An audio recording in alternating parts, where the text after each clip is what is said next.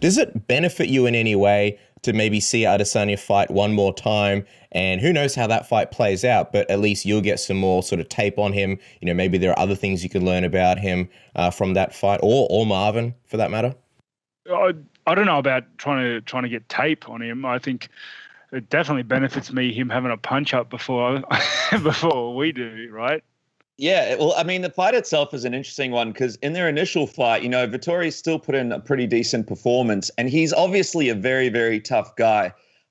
When you kind of look at this rematch going down between Adesanya and Vettori, do you think people are sleeping a little bit on Vettori here, like the fact that he could be kind of a dark horse going into this fight?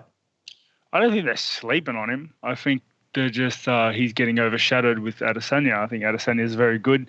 I think he's only gotten better since that last fight. And I think it's a hard fight for Vettori. That's not to say he can't win. I think Vettori's strong enough and tough enough to turn this into a real dogfight, into a fight that Adesanya doesn't want it to go. So, yeah, I don't think they're sleeping on Vettori. I just think it is what it is. Like, Adesanya is very good. He's beaten Vettori once before, and yeah. And I know, obviously, he's so experienced and, you know, has dealt with losses in the past, but I know a lot of people are going to be looking to see what he looks like after this loss to Jan. Will you be sort of curious to see what he comes out like after losing his first MMA fight in the UFC? No, he's lost before. He's an experienced guy. I think the effect of him losing his invincibility bubble will have less of an effect on him and more of an effect on the people he versus. Almost like an Anderson Silva-esque type situation, you think? Well, because hype is real, and there are certain fighters that ride hype, and there are certain fighters that believe in it and feel the effects of it. So, like Anderson Silva, when he was running through people, he had that aura of invincibility, and then once he got beat, people realized he can be beat, which I don't know, it broke their limiting, their own self ceiling, like their own self limiters when fighting him. That's a fascinating theory. I wonder, did you feel that at all? Like when you saw the Jan fight play out, did you feel that, for yourself, like when you think about, rematching him? Just in case anyone wants to steal it, that's my theory. You can just you can use it, just reference me. Rob patented.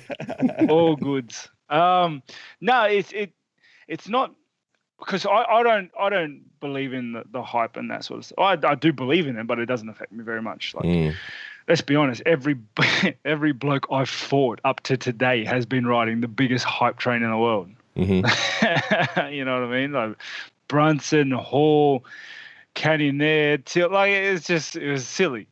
Like, so, but there are fighters that it does affect more so than others, and I feel Israel's aura of invincibility did pop when he lost to Jan for whatever reason. I got to ask you, if you're a betting man, you mentioned before that this could be a bit of a dogfight between Marvin and Adesanya. Who are you leaning towards, if anybody?